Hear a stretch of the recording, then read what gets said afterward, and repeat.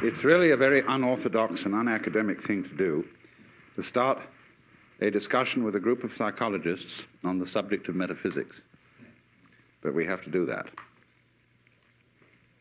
Because a lot of people say that their approach to life is scientific as distinct from metaphysical, and that metaphysics is bosh anyway.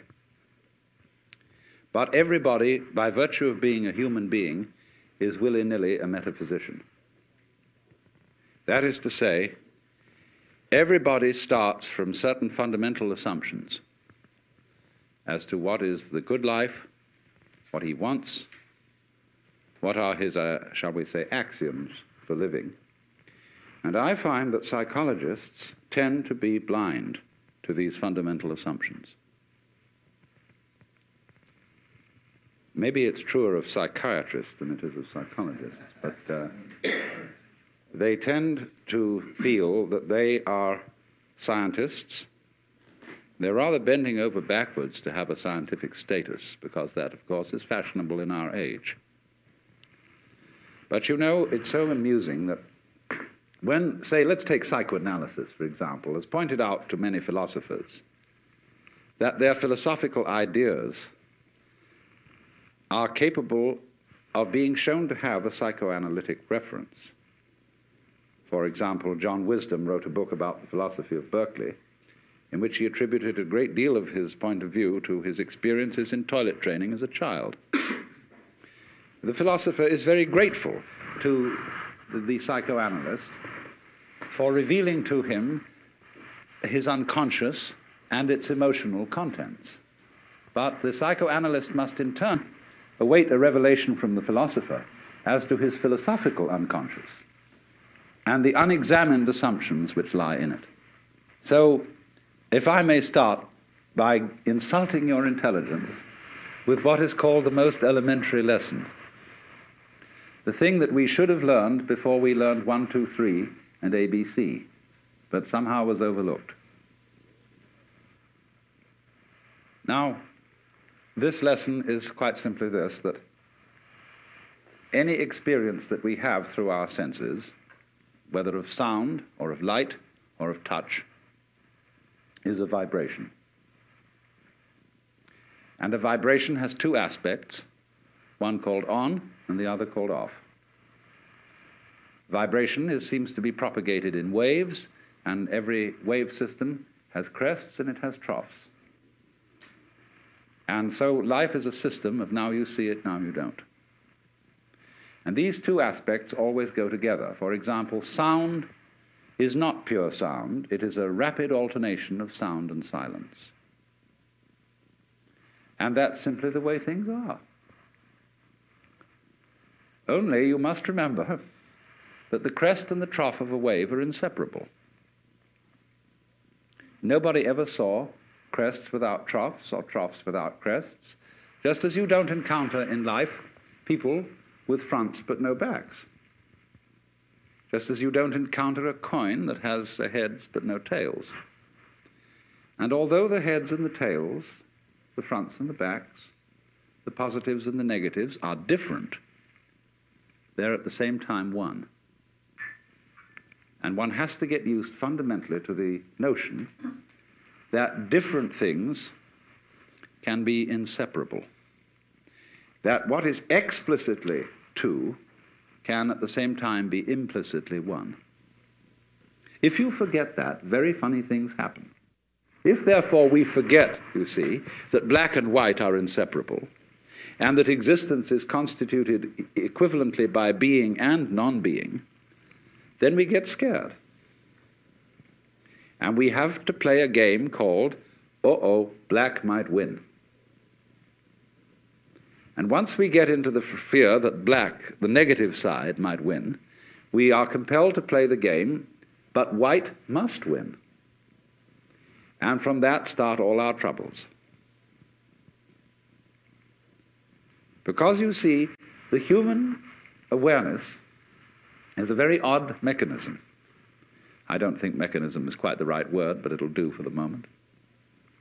That is to say, we have as a species specialized in a certain kind of awareness, which we call conscious attention. And by this we have the faculty of examining the details of life very closely. We can restrict our gaze, and it corresponds somewhat to the peripheral field, the central field of vision in the eyes. We have central vision, we have peripheral vision. Central vision is that which we use for reading, for all sorts of close work, and it's like using a spotlight, whereas peripheral vision is more like using a floodlight. Now, civilization and civilized human beings for maybe 5,000 years, maybe much longer, have learned to specialize in concentrated attention. Even if a person's attention span is short, he is, as it were, wavering his spotlight over many fields. The price which we pay for specialization in conscious attention is ignorance of everything outside its field. I would rather say ignorance than ignorance, because if you concentrate on a figure, you tend to ignore the background. You tend, therefore, to see the world in a disintegrated aspect. You take separate things and events seriously, imagining that these really do exist, when actually they have the same kind of existence as an individual's interpretation of a Rorschach plot. They're what you make out of it. In fact, our physical world is a system of inseparable differences. Everything exists with everything else. But we contrive not to notice that, because what we notice is what is noteworthy. And we notice it in terms of notations. Numbers, words, images. What is notable, noteworthy, notated, noticed, is what appears to us to be significant, and the rest is ignored as insignificant. And as a result of that, we select from the total input that goes to our senses only a very small fraction. And this causes us to believe that we are separate beings, isolated by the boundary of the epidermis from the rest of the world. And you see, this is also the mechanism involved in not noticing that black and white go together. Not noticing that every inside has an outside, and that the inside, what's inside, goes on inside your skin, is inseparable from what goes on outside your skin. Do you see that, for example, in the science of ecology, one learns that a human being is not an organism in an environment, but is an organism-environment. That is to say, a unified field of behavior. If you describe carefully the behavior of any organism, you cannot do so without at the same time describing the behavior of the environment. And by that you know that you've got a new entity of study. You are describing the behavior of a unified field. But you must be very careful indeed not to fall into old Newtonian assumptions about the billiard ball nature of the universe. The organism is not the puppet of the environment, being pushed around by it. Nor, on the other hand, is the environment the puppet of the organism, being pushed around by the organism. The relationship between them is, to use John Dewey's word, transactional. A transaction being a situation like buying and selling, in which there is no buying unless somebody sells, and no selling unless somebody buys. So that fundamental relationship between ourselves and the world, which is in an old-fashioned way by people such as Skinner, who has not updated his philosophy, interpreted in terms of Newtonian mechanics. He interprets the organism as something determined by the total environment. And he doesn't see that in a more modern way of talking about it, we're simply describing a unified field of behavior, which is nothing more than what any mystic ever said. That's a dirty word in the modern academic scientific environment. But if a mystic is one who is sensibly or even sensuously aware of his inseparability as an individual from the total existing universe, he is simply a person who has become sensible, aware through his senses of the way ecologists see the world. So when I'm in academic circles, I don't talk about mystical experience. I talk about ecological awareness. Same thing. And so the next aspect of our metaphysical introduction must be about games. Do you know, I think there are really 4 questions that all philosophers have discussed from the beginning of recorded time. First is, who started it? The second is, are we going to make it? The third is, where are we going to put it? And the fourth is, who's going to clean up? When you think these over, it poses a 5th question.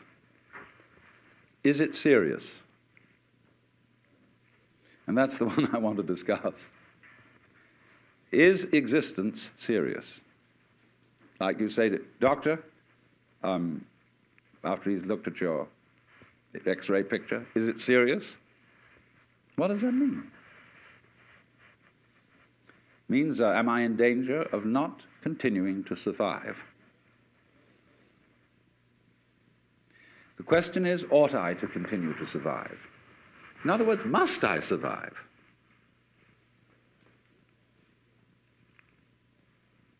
If life is serious, then of course I must survive. If it is not serious, it really doesn't matter whether I do or I don't.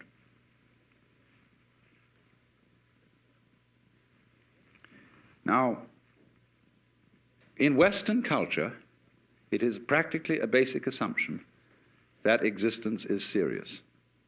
This is particularly true among people who call themselves existentialists.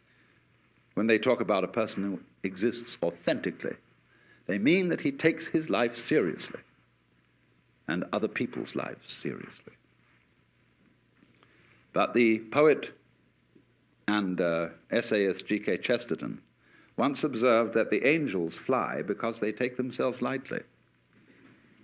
And if I may venture into mythology, if the angels take themselves lightly, how much more so the Lord of the angels?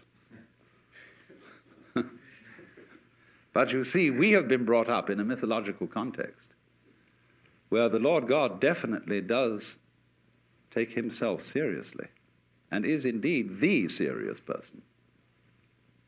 So that when we go into church, laughter is discouraged in the same way as it's discouraged in court. This is a serious matter, and everybody has to have the right expression on their faces. Because this is the great, great authority figure. This is Grandpa, who says, all you kids, you know. And we don't realize that he has a twinkle in his eye.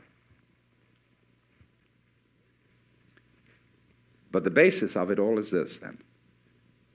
If we say, you must survive, or I must survive, life is earnest, and I've got to go on, then your life is a drag and not a game. Now, it's my contention, my personal opinion, this is my basic metaphysical axiom, shall we put it that way, that existence, the physical universe, is basically playful. There is no necessity for it whatsoever.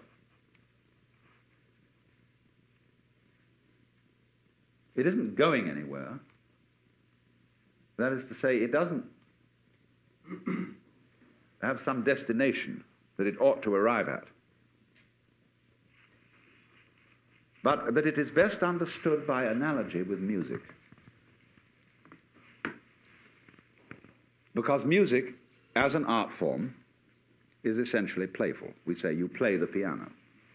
You don't work the piano. Why? Music differs from, say, travel. When you travel, you are trying to get somewhere. And of course, we, because being a very compulsive and purposive culture, are busy getting everywhere faster and faster and faster till we eliminate the distance between places.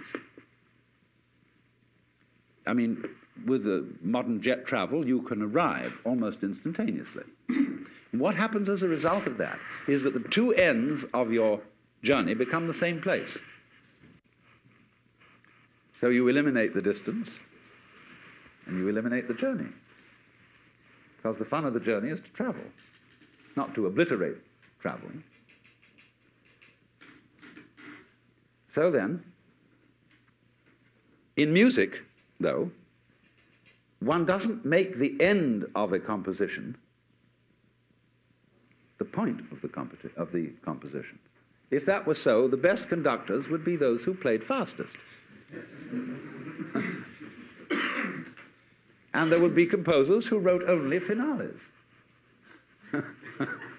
People go to a concert just to hear one crashing chord, because that's the end. Same way in dancing. You don't aim at a particular spot in the room. That's where you should arrive. The whole point of the dancing is the dance. Now, but we don't see that as something brought by our education into our everyday conduct. We've got a system of schooling which gives a completely different impression. It's all graded. And what we do is we put the child into the corridor of this grade system with a kind of, come on, kitty, kitty, kitty. And now you go to kindergarten, you know, and that's a great thing because when you finish that, you'll get into first grade. And then, come on, first grade leads to second grade, and so on, and then you get out of grade school, and you've got high school, and it's revving up, the thing is coming. Then you're going to go to college, and by Jove, then you get into graduate school, and when you're through with graduate school, you go out to join the world. And then you get into some racket where you're selling insurance, and they've got that quota to make, and you're going to make that, and all the time, the thing is coming. It's coming, that great thing, the success you're working for. Then when you wake up one day about 40 years old, you say, my God, I've arrived. I'm there. And you don't feel very different from what you always felt. And there's a slight letdown because you feel there's a hoax. And there was a hoax, a dreadful hoax. They made you miss everything by expectation. Look at the people who live to retire and put those savings away. And then when they're 65, they don't have any energy left, they're more or less impotent, and they go and rot in an old people's, senior citizens community. Because we've simply cheated ourselves the whole way down the line.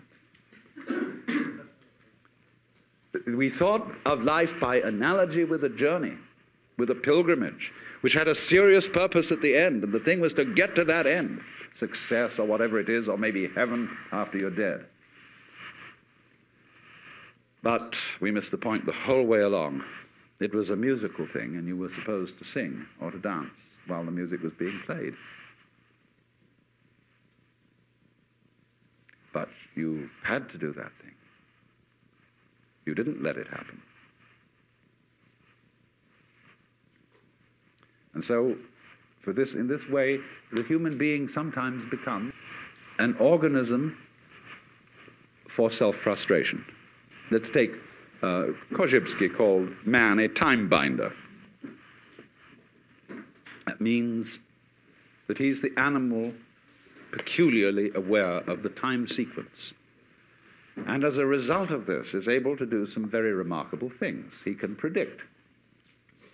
He studies what's happened in the past, and he says the chances are so-and-so of that happening again. So he predicts. Oh, this is very useful to be able to predict. because that has survival value. But at the same time, it creates anxiety. You pay for this increased survival ability involved in prediction by knowing that in the end you won't succeed. You're all going to fall apart by one way or another. It might happen tomorrow, it might happen 50 years from now. But it all comes apart in the end. And people get worried about that. They get anxious. So what they gained on the roundabout, they lost on the swings. So then, if you see, on the other hand, that existence, this is, as I said, my basic metaphysical assumption, which I won't conceal from you, that existence is musical in nature. That is to say that it is not serious. It is the play of all kinds of patterns. We can look upon different creatures as we look at different games, as we look at chess, checkers, backgammon, tennis. There's the tree game, the beetle game, the grass game. Or you can look at them as you look at different styles of music, mazurkas, waltzes, sonata, etc., all down the line. There are all these different things doing their stuff. And they're going to do, hoo-de-doo-de-doo, you know, in different rhythms. And we're doing that. If you were in a flying saucer from Mars or somewhere, and you came and looked, try and make out what was living on this world, from about 10,000 feet at night or early morning, you would see these great ganglia with tentacles going out all over the place. And early in the morning, you see little blobs of luminous particles going into the middle of them. See? And then in the late afternoon or early evening, it would spit them all out again. And they'd say, well, this thing breathes. And it does it in a special rhythm. It goes in and out, in and out, in and out once every 24 hours. But then it rests a day and doesn't spit so much. It spits in a different way. That's a kind of irregularity. And then it starts spitting all over again the same way. Well, I say that's very interesting. That's this kind of thing we have. See? This is something that goes this way. You see? Now, existence, you see, is something that is spontaneous. The Chinese word for nature, zhiran, means that which happens of itself. Your hair grows by itself. Your heart beats by itself. You breathe pretty much by itself. Your glands secrete their essences by themselves. You don't have voluntary control over these things. So we say it happens spontaneously. So when you go to sleep and you try to go to sleep, you interfere with the spontaneous process of going to sleep. Try to breathe, you know, real hard, and you find you get balled up in your breathing. So if you're going to be human, you just have to trust yourself to have bowel movements and go to sleep and digest your food. Of course, if something goes seriously wrong and you need a surgeon, that's another matter. But by and large, the healthy human being doesn't, right from the start of life, need surgical interference. And he lets it happen by itself. So with the whole picture, that is fundamental to it. You've got to let go and let it happen. Because if you don't, you're going to be all clutched up. You're going to be constantly trying to do what can happen healthily only if you don't try.